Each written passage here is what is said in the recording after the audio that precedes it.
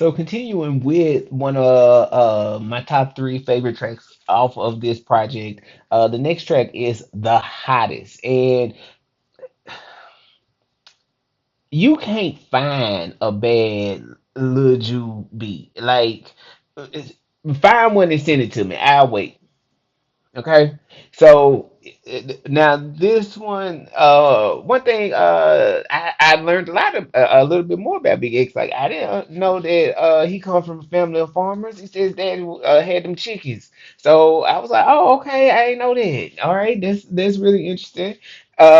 Made me think of my own dad. I was like, all right, we have so many things in common. And on top of that, because we are in the space of, the gangster rap era, if you will, and G Funk, well, all of that is based on funk and, funk music of the 70s and funkadelic. And so the theme on this track was where I can also link it to my dad is, that's that sound of his era, of his coming of age, which would be like the 70s.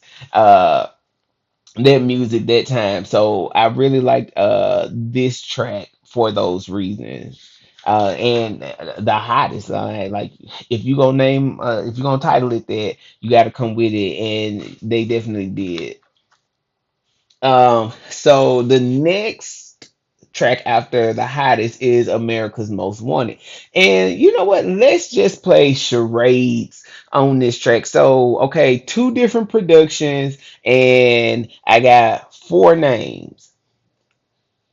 Well, you know what? Now we got three productions and four different names. All right. So the first production I'm thinking of is the collaboration between Snoop and Tupac, America's Most Wanted.